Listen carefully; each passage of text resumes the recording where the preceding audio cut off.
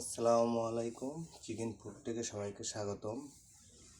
এখন আমি খাবো হলো বেগুন দিয়ে মূলো আর নতুন আলু দিয়ে মাছ দিয়ে ভুনা, টমেটোর সালাদ, চান্দা মাছ চচ্চড়ি, কলার খোসা আর লাউর খোসা ভাজি, পেঁয়াজের কালি, খিরাই, লেবু, পেঁয়াজ। ভিডিওটা আপনারা ফুল দেখতে থাকুন।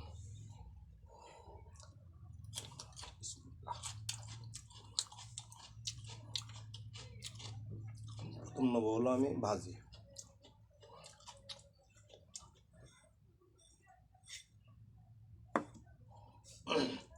কলার খোসা আর লাউর খোসা ভাজি।